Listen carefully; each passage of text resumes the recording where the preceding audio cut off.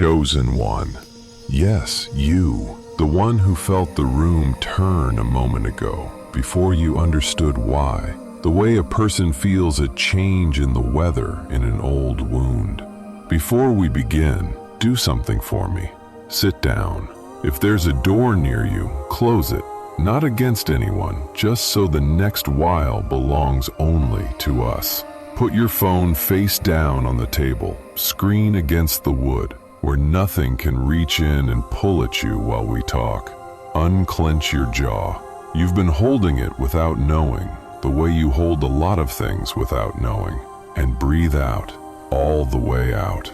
Not the shallow, polite one, the long one, the one that empties you completely. And let the next breath arrive on its own when it's ready. Good. That's the chosen one I'm speaking to. Now listen, because tonight something turned. The one who mocked you, the one who made you the joke in the room, who smiled while they did it, is about to answer for it. Not by your hand, never by your hand. It arrives on its own, and it lands cleanest on your calm. And somewhere, in a room you are not in, a smile you would recognize just went cold. Now we can talk. For a long time, you were the punchline. Say the true word for it, because you have been softening it to survive it. You were the joke, the one whose name got said a certain way, with a certain lift at the corner of the mouth, the one people glanced at when something went wrong, before anyone spoke, the one whose ideas got the little pause, the little smile passed around the table like a note you weren't allowed to read. You learned the exact sound a room makes right before it decides you are funny. You could hear it coming from across a building. And here is what it did to you, chosen one, the part nobody accounts for. It did not just sting in the moment. It rewired the moment before. You started arriving to rooms already braced. You started editing yourself down to the version least likely to be laughed at. You made yourself smaller at the door so there would be less of you for them to aim at. You called that being easygoing. It was not easygoing. It was a person learning to flinch before the hand was raised. You told yourself it didn't matter. It mattered, chosen one. I am not going to pretend with you that it didn't, but I need you to see what was actually happening, because you have had it upside down, and the upside down version has been quietly running your life. You thought their mockery was a verdict on your worth. Everyone in the room seemed to agree, so it felt like the truth arriving by consensus. It was not a verdict, it was a maneuver, and the maneuver had a purpose that had almost nothing to do with you, and everything to do with them. Because here is the thing about mockery that no one who does it will ever say out loud. You do not mock what you do not measure. Nobody wastes a joke on a thing they consider beneath them. They simply ignore it. The joke is expensive. It costs attention. It costs the risk of looking cruel. It requires an audience and a setup and a landing. No one pays that price for a person who does not matter. They pay it for a person who does. A person whose presence they need to shrink before it grows into something they cannot stand next to. The mockery was never proof you were small. It was proof they could feel you getting large, and they wanted the room to laugh at you before it started to look. Sit with that for one breath, chosen one. You were not the joke because you were nothing. You were the joke because you were becoming something, and someone needed you funny before you became it. If any of this is landing where it's meant to land, do one small thing. Tap the like and subscribe. Not for me. This message goes further when it moves. And somewhere out there right now is a person sitting in the exact chair you're sitting in, still believing they're the joke, still bracing at every door. When you like this, you hand it to them. Pay it forward. That's the whole mission. one chosen one reaching the next. Now stay with me, because this is where the ground starts to move under the ones who laughed. There's a story you've been telling yourself about that room, and it's time to take it apart. In your version, they were the strong ones, and you were the weak one, and the laughter was the sound of the strong confirming the weak. Turn it over. Look at what mockery actually is when you strip the cruelty off it and just look at the mechanics. Mockery is borrowed height. The one who mocks does not stand tall on their own. They stand tall on you. They put you down and then step on to the place where you were, and for a moment they are up above the room, and the room looks up at them. And that is the entire transaction. Their standing is not built on anything they made. It is built on where they put you, which means their height depends completely and permanently on you staying down. Do you understand what that hands you, chosen one? It means the moment you stop staying down, their floor goes with you. They did not build a position. They rented one. And the rent is your smallness, and you are about to stop paying it. So, no, you did not deserve it. No, there was nothing wrong with you that invited it. You were not the flaw in that room.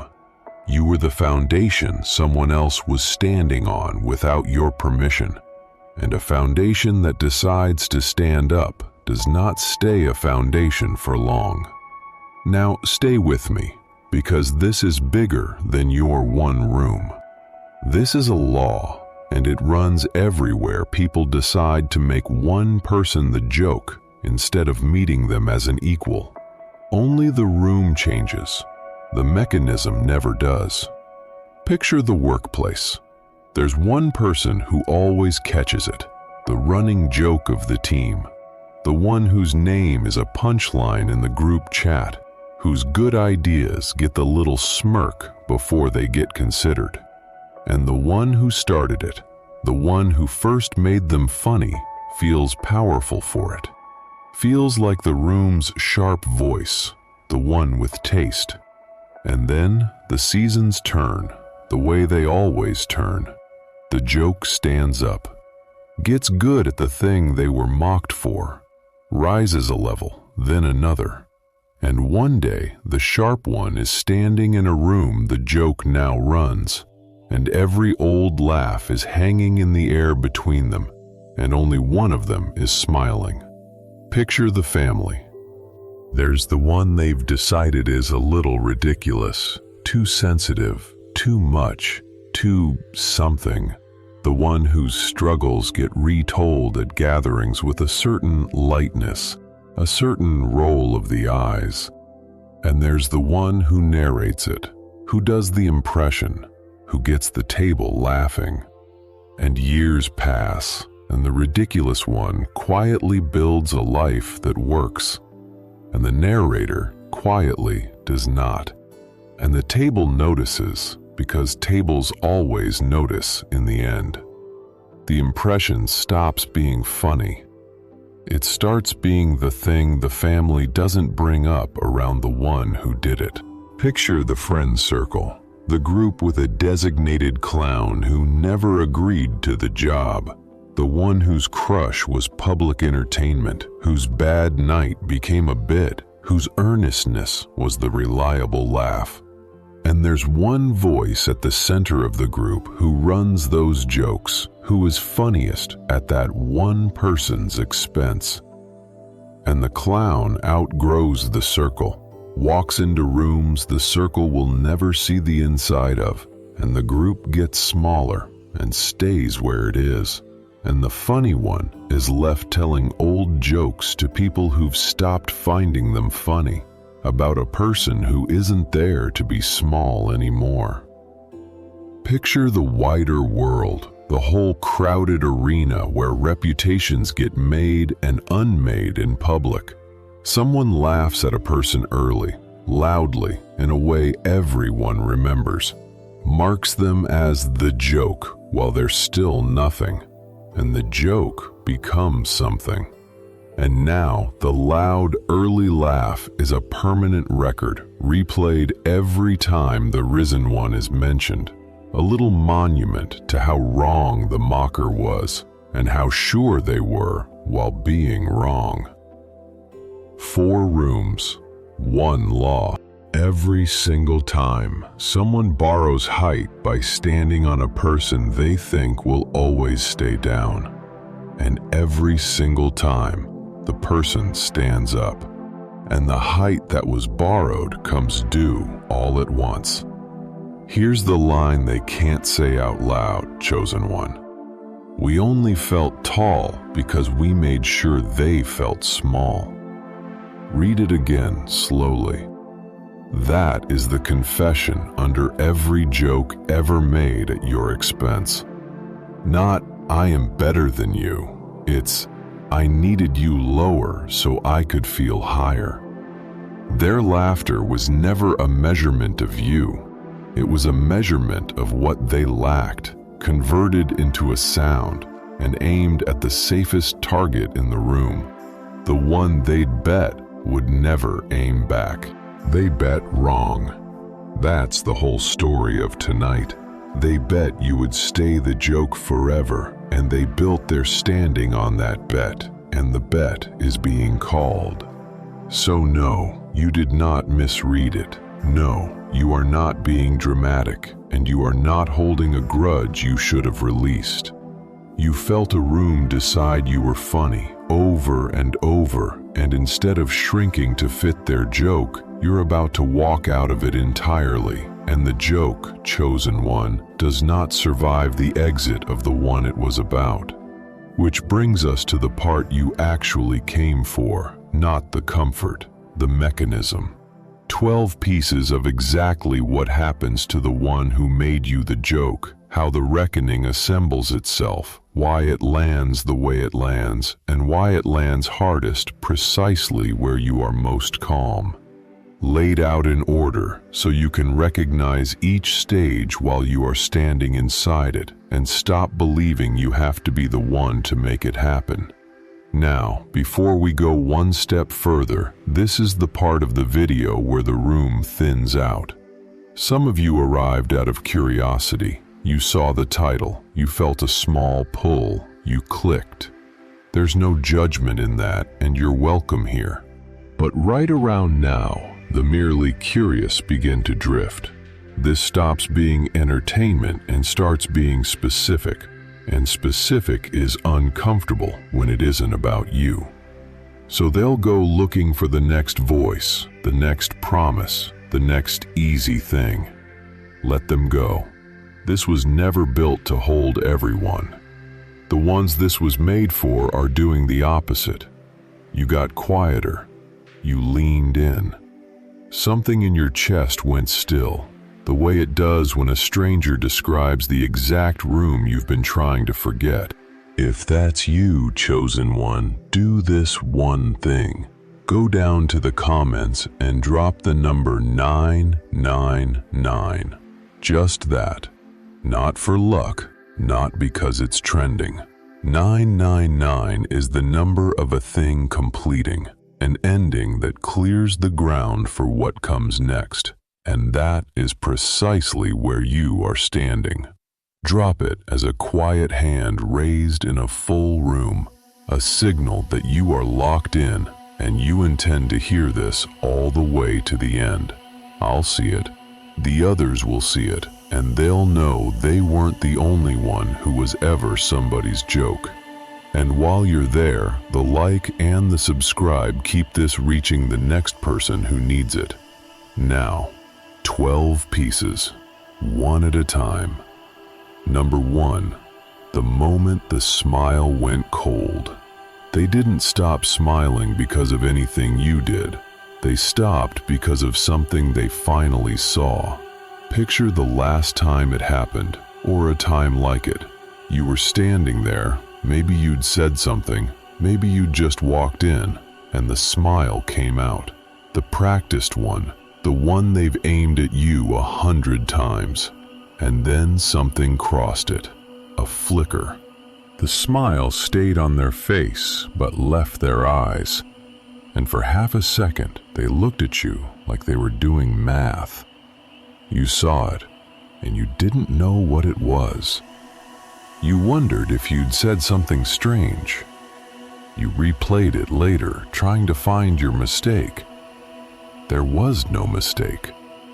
What you watched was the exact instant a person realized the joke had stopped being safe. Because mockery only works on a target that can't answer. The whole engine runs on the assumption that you will stay in your place, take the laugh, and give nothing back but the flinch they came for. And somewhere recently, they got a piece of information their old story couldn't hold. Maybe they heard where you were headed. Maybe they saw the thing you'd built while they weren't watching. Maybe they simply caught for the first time how little their joke was landing on you anymore, how the flinch had stopped coming. And in that half second, a whole structure recalculated behind their eyes. That is what turned the smile cold, chosen one. Not shame, arithmetic. The sudden, silent understanding that the person they had been standing on was not staying down, and that everything they'd built on your smallness had just been told the ground was leaving. Here's the line they can't say out loud. The joke isn't funny anymore because I don't think it's going to stay a joke. That is why the cold arrives before anything visible happens. You don't have to do a thing. You don't have to win or arrive or prove it. The smile goes cold the moment they can no longer be certain of the one thing their whole position required, that you would always be beneath them. Certainty was the fuel, and you just became a person they can't be sure of anymore. The cold in their face is not a threat. It's a confession that the bet is going bad. Number 2. The height was always borrowed. What made them tall was never theirs. It was on loan, and you were the lender who never knew. Go back to that room and look at where they were standing when they laughed. Up, above it, the room's eyes on them, warm and approving. The little kingdom of a good joke well told. And now look at what was holding them up there. Not their work, not something they made that would stand on its own if you removed you from underneath it. They were standing on the place where they'd put you. Their height was the exact distance they'd pushed you down. This is the thing they never priced correctly, chosen one, because it never occurred to them to price it at all. Borrowed height feels identical to real height while you're up there. The view is the same. The room looks up the same way. You cannot tell from the top whether you climbed or whether you're standing on someone. But there is one difference, and it is total. Real height stays when the people beneath you leave. Borrowed height leaves with them. They built a self on your smallness. Every laugh reinforced it. Every room that agreed made it more real to them. And the whole structure had a single load-bearing assumption running through the center of it, that you would keep being the thing they stood on. That is not a foundation. That is a rental with no lease, and the tenant just heard the landlord is moving. Imagine this. A man who feels tall his whole life, admired for it, known for it, and it never once occurs to him to wonder why, because who questions the ground they stand on? And then one day, the thing he's been standing on quietly walks out from under him, not in anger, not with a shove, just by leaving, and he drops to his actual height. which he has never once measured, and discovers for the first time in front of everyone exactly how much of him was the other person. That is what is happening to the one who mocked you. You are not attacking them. You are simply declining from here forward to be their floor.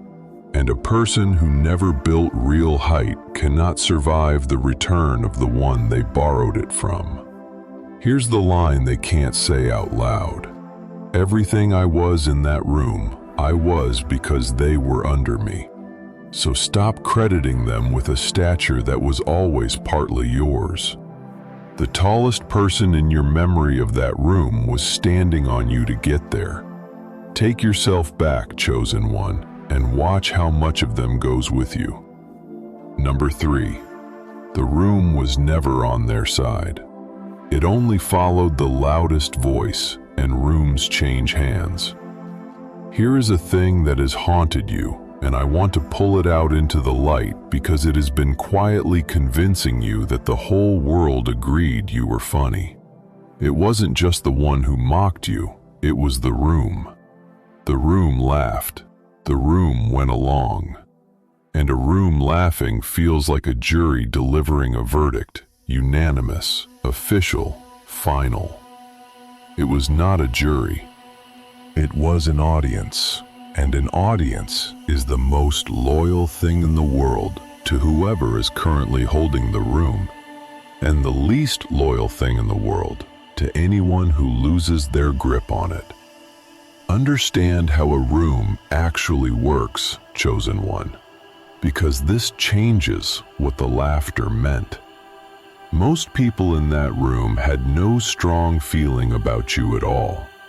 They laughed because the loud one laughed, because laughing was the warm place to stand, because the joke arrived with social momentum behind it, and it costs something to be the one who doesn't laugh. Their laughter was not agreement, it was weather.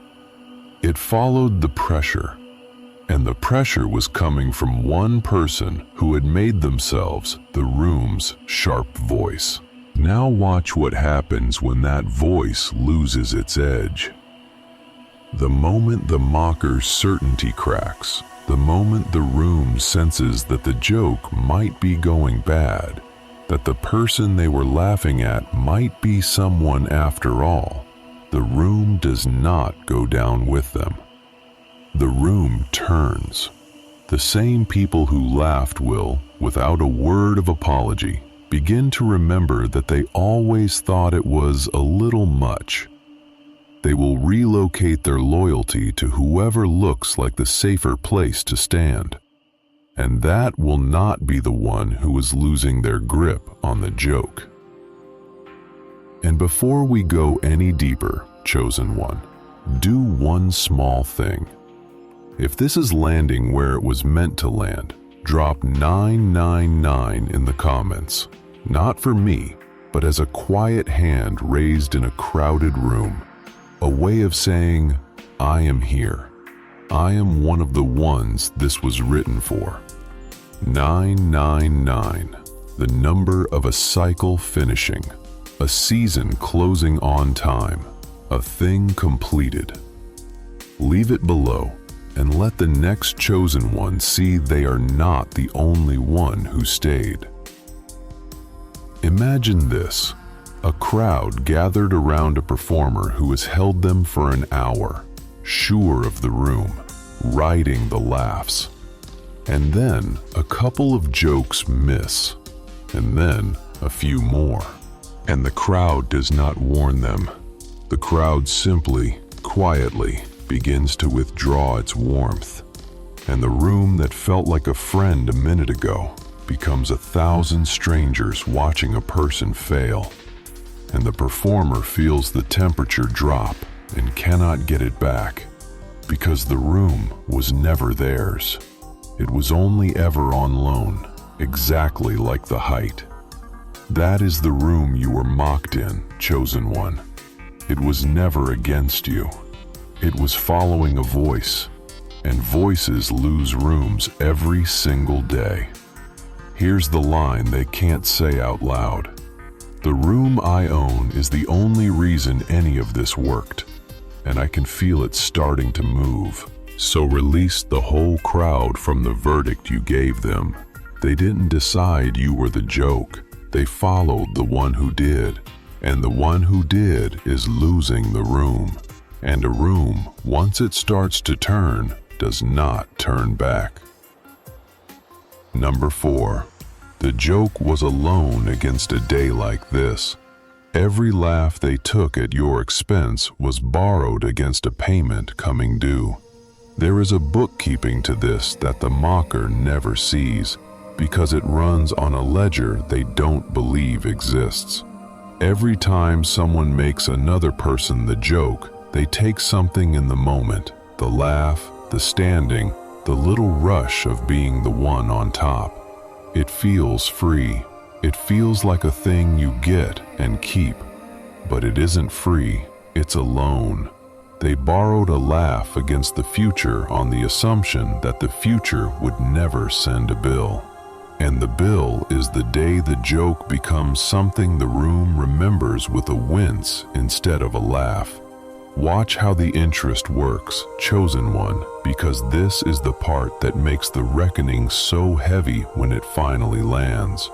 A single joke, forgotten, costs nothing, but they did not tell one joke. They built a habit, a running character, a whole reliable bit with you at the center of it. Every instance was another small loan, and all those small loans have the same collateral, your smallness, and the same due date, the day you stop being small. When that day comes, they do not come due one at a time. They come due together. Every laugh they ever took converts in a single afternoon into a record of everything they misjudged, and the room adds it up faster than they can explain it away. Imagine this, a person who runs a small tab, and then a bigger one, and then just keeps signing, because the place has always let it ride, and the reckoning has always been someday, never today. And they come to feel that someday is a kind of promise that today will never arrive. And then one ordinary afternoon, the whole account is called at once. Every drink they forgot they'd ordered, years of it, laid on the table in a single number. And the number is not cruel, it is only accurate. It is exactly what they spent. It only feels like an ambush because they'd stopped believing they were spending anything at all. That is the reckoning coming for the one who made you the joke. It is not more than they did. It is precisely what they did, arriving all at once instead of never. Here's the line they can't say out loud. We thought it was free because the bill never came the same day. No, chosen one, you do not have to send the bill. You were never the one keeping the ledger. It kept itself, in every room that watched, in the memory of everyone who laughed and will now remember laughing. The account was always going to be called. All you had to do was become worth more than the joke, and you already have. Number 5. Your calm is the surface it lands cleanest on. A mocker needs your reaction to feed the joke. Your stillness starves it, and starved, the joke turns on the one who told it. This is the center of the whole thing, chosen one, so slow down with me here. Everything in you has wanted, at some point, to react, to fire back, to find the perfect cutting line and put them in their place in front of the same room, to make them feel once what you felt 100 times. That desire is human, and it is honest, and I am not going to shame it. But I am going to show you why it is the one thing that could save them, and why your calm is the thing they cannot survive.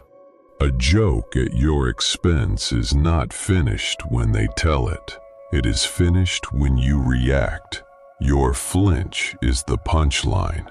Your anger is the encore. Your wounded comeback is the proof that the joke landed, that it reached you, that they got you.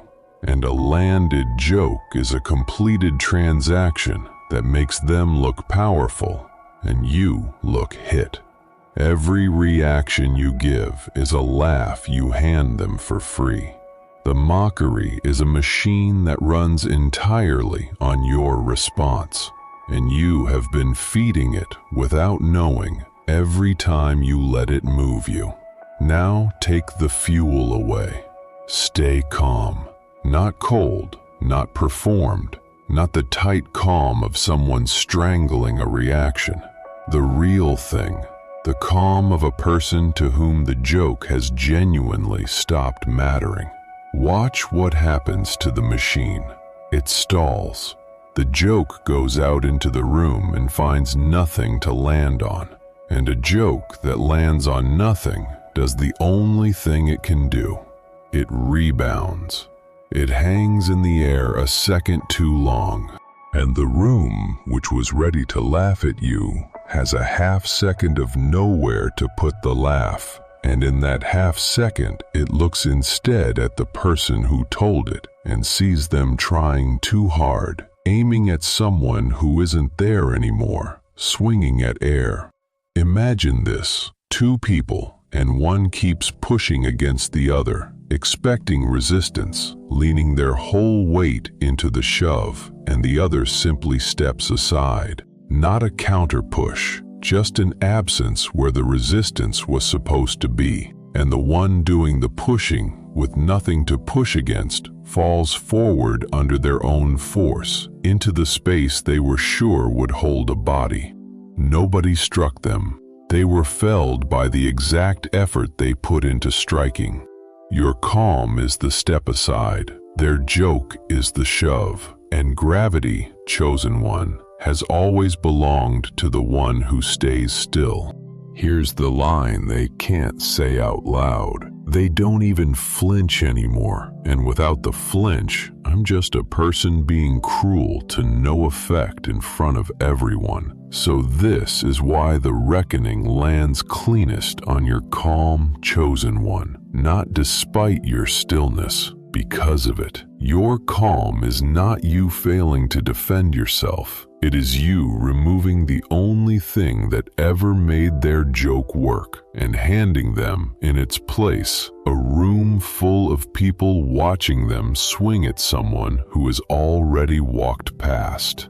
Number 6. The witnesses remember it differently than the teller. Everyone who laughed becomes a witness, and a witness serves their own memory, not the mockers. Here is a mercy hidden inside the very thing that hurt you most, the audience. It felt like the audience was the wound. All those people, laughing, going along, watching you be small. But watch what that audience becomes when the season turns, because it is not what the mocker thinks it is. The mocker believes the room is their evidence. Look how everyone laughed. Look how obvious it was. They carry the crowd around in their memory as proof that they were right about you. But a crowd is not evidence for the one who performed to it. A crowd is a collection of individual people, each one keeping their own private record, and each private record is edited, always and automatically, to make the rememberer look good. Nobody remembers themselves as the one who cruelly laughed at a person who didn't deserve it. So when it becomes clear you didn't deserve it, and it is becoming clear, every person in that room quietly rewrites their own memory. I never really laughed. I felt bad about it. I always thought they were harder on you than they should have been. Do you see what that does, chosen one? The crowd does not just leave the mocker. It reassigns the blame. Every person in that room needs a reason they went along with something that now looks unkind, and the reason is always the same: the one who led it. Person by person, the audience relocates the entire weight of the joke onto the single individual who told it. They were the ones who really did it. We just went along, and the mocker is left holding a crime the whole room helped commit alone, because the whole room has quietly agreed that it was theirs. Imagine this: a person who leads a crowd to do something the crowd would never have done alone, and while it's happening, the crowd's size makes them feel safe, backed, righteous. And then it goes wrong, and the crowd melts, each one walking home having decided they were only a bystander, and the leader stands in the empty square holding the entire act by themselves. The same act 100 people committed, now belonging to exactly one. The crowd was never a shield. It was a debt with 100 signatures that all quietly transferred to the one at the front. Here's the line they can't say out loud: "Everyone who laughed with me is now everyone who remembers me being the one who started it." So do not carry the whole room as your wound, chosen one. Those laughing faces are not a permanent verdict against you. They are 100 people writing themselves out of the story, one by one, and writing the mocker deeper into it with every edit. Number 7. You lived in their head rent-free. The one they called nothing was the one they could not stop rehearsing. This will feel strange the first time and true forever after. The person who made you the joke thinks about you far more than you have ever thought about them. Because a running joke is not a single event, it's a job. To keep you funny, they have to keep you present.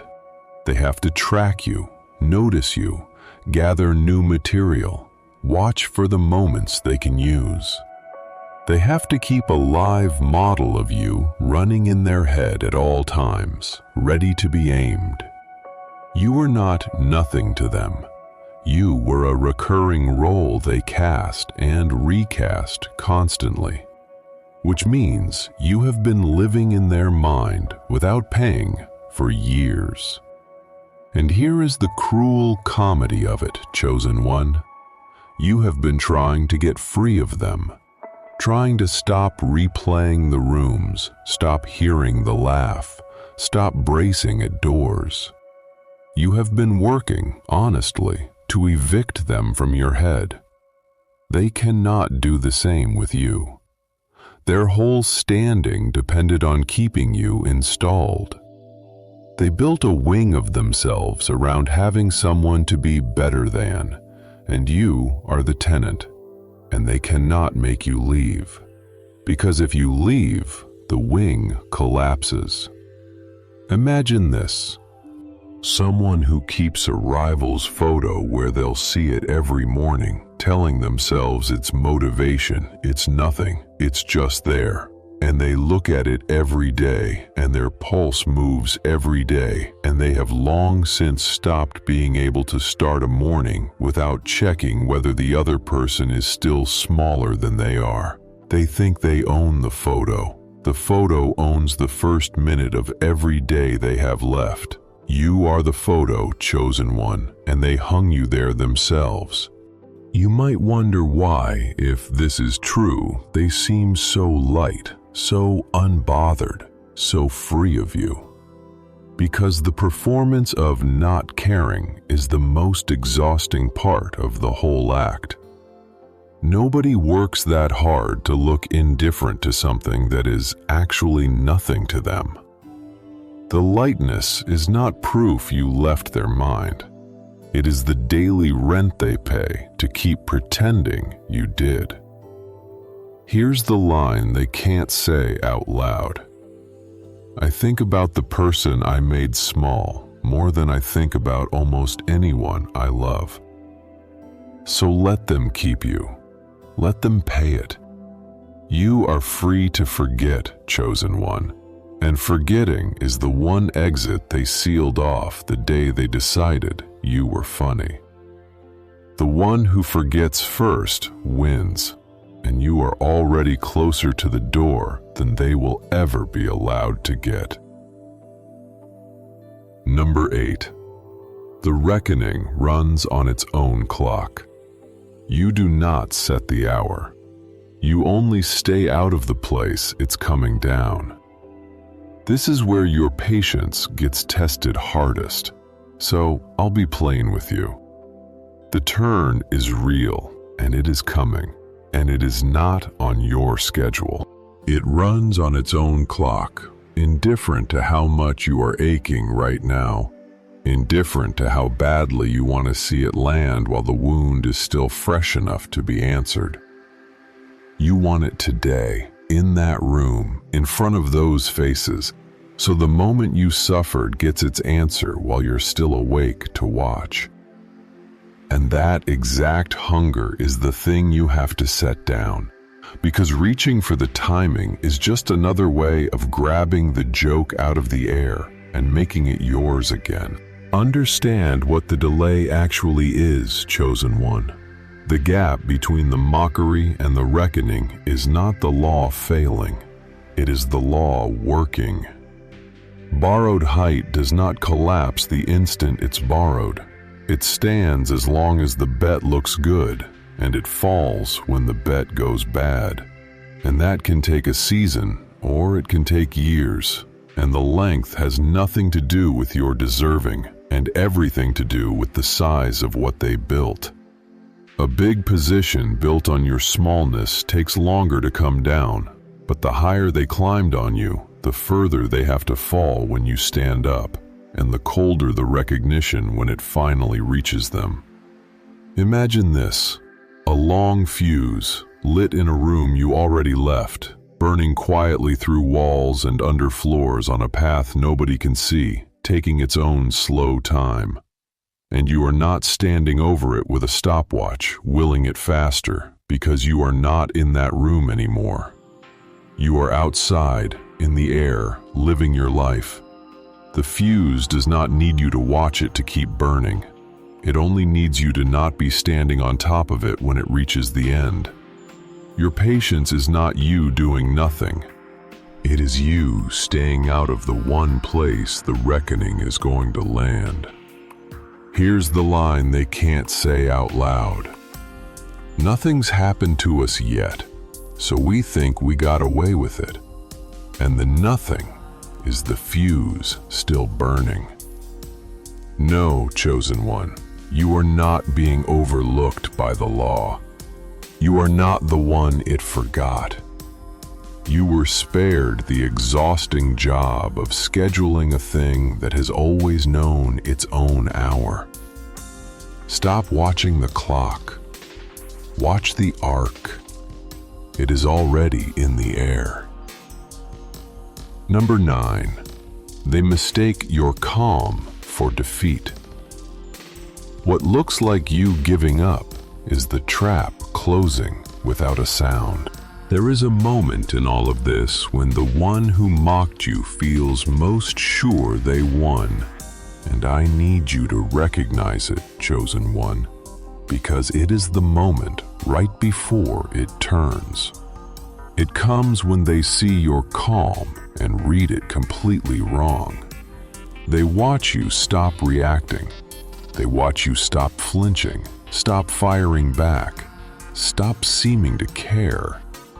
And their kind of mind can only reach one conclusion from that you finally accepted your place, that the joke won, that you were too soft, too slow, too beaten to answer, and so you went quiet the way the defeated go quiet. And that misreading makes them bold. It makes them careless. It makes them do the exact thing that finishes them. Because a person who believes they've won stops watching their footing. They repeat the joke louder because it worked and there was no cost. They get comfortable enough to be cruel where more people can see it. They stop editing themselves around you, because why edit around someone who's been beaten? The caution that used to protect them was pure fear of consequence. And the moment they decide there is no consequence, the caution evaporates and they step out fully into the open, still holding the thing that will condemn them. Imagine this. Someone walks the same path every night, past a stillness they've stopped noticing. And because nothing has ever happened there, they grow confident, and confidence makes them slow, and slow makes them careless. And one ordinary night, they step exactly where they've stepped 100 times before. Except this is the night the still thing was waiting for. The stillness didn't get faster. They got comfortable. Your calm, chosen one is the silence of a thing that was set a long time ago and makes no sound until the weight steps onto it. It looked like nothing was there. That was always the point. You might wonder whether it's dishonest to let them believe they've won while the turn is on its way. It isn't. You told them nothing false. You simply declined to warn them, and no one is obligated to alert a person that the thing they threw is coming home, especially when the warning would only teach them to guard the spot. Say nothing. Let the joke finish its own sentence. Here's the line they can't say out loud. We thought their quiet meant we'd won. Their quiet meant it was already done. No, chosen one, you did not lose because you stayed calm. Your calm was never the surrender they read it as. It was the stillness of a room where everything has already been arranged and only the timing is left. Number 10. The cold smile cannot be re-warmed. Once the room re-understands them, they cannot make it un-understand. Here is why this reckoning is the kind that does not reverse, chosen one, and I want you to hold this one, because it's the one that finally lets you stop waiting for the other shoe. The thing that turns on the mocker is not an event they can survive and move past. It is a change in how they are seen, and how a person is seen, once it shifts, does not shift back on command. Think about what actually happens in the room when the joke goes bad. It is not that one joke fails. It is that the room rereads everything. Every laugh they ever led, reheard now in a colder key. Every clever cruelty, re-understood as the tell of a person who needed someone beneath them. The room does not just stop finding them funny. It revises its entire memory of them all at once, and the revision is not flattering. And it is not something the mocker gets a vote in. They can feel it happening, and they cannot stop it. The way you cannot talk a room out of a smell it has already noticed. And here is the part that seals it. There is no move that repairs this. If they get louder, they confirm it. If they get defensive, they confirm it. If they suddenly turn kind to you, everyone sees the calculation in it, and it confirms it worse than silence would. Every door out of the cold leads deeper into it. That is what an irreversible turn is. A situation where every available action makes the situation more true. The smile went cold, and there is no warmth they can perform that the room will now believe. Imagine this: a word said in a room that cannot be unsaid, not because anyone is holding a grudge, but because everyone heard it, and hearing cannot be reversed. The one who said it can apologize, explain, take it back, spend a year being lovely, and the word still sits in the room's memory exactly where it landed. coloring everything after it. Some things are events and pass. Some things are re-understandings and stay. What is happening to the one who mocked you, chosen one, is the second kind. Here's the line they can't say out loud. Whatever I do now, they've already reread me, and I can't get them to unread it. So you can stop bracing for the reckoning to be undone, chosen one. You keep half expecting them to recover, to spin it, to land back on top, because they always have before. Not this. A cold smile is not a mood. It's a verdict the room reached about who they were the whole time. And a verdict like that does not warm back up because the guilty party smiles harder. Number 11. You were never the joke. You were the marker. Mockery is how the small flag the ones they can already tell they can't reach. Now I have to give you the reframe that changes how you walk into every room for the rest of your life. And I need you to receive it fully, because you have spent years believing the exact opposite. You have believed that being mocked meant being lesser, that the joke settled on you because you were the natural place for a joke to settle, the weakest, the softest, the most deserving of it. Turn it all the way over, chosen one. Mockery does not settle on the weak. It settles on the ones the mocker can already feel they will not be able to match. Think about who actually gets made the running joke. Not the genuinely small. The small are ignored because there's nothing to defend against. The ones who get made funny are the ones with something the mocker can see coming and cannot stop. The talent that's about to bloom. The integrity that makes their compromises visible. The trajectory that's going to pass them. Mockery is a preemptive strike. It is what a person does when they can tell they're going to lose to you in the open, so they try to lower you in the room before the losing becomes obvious to everyone else. The joke is a flag they plant on the people they're most afraid will outgrow them. You were not the joke because you were beneath the room. You were the joke because you were the one person in it they could already feel rising. And they needed you funny before you got tall enough for everyone to look up. Imagine this: a gardener who mocks one plant in the bed, laughs at it, calls it the runt, tells everyone it will never amount to anything, and does it, without knowing why, only to the one plant that is quietly outgrowing all the others under the soil, the one whose roots have gone deepest, the one that is going to shade out the rest of the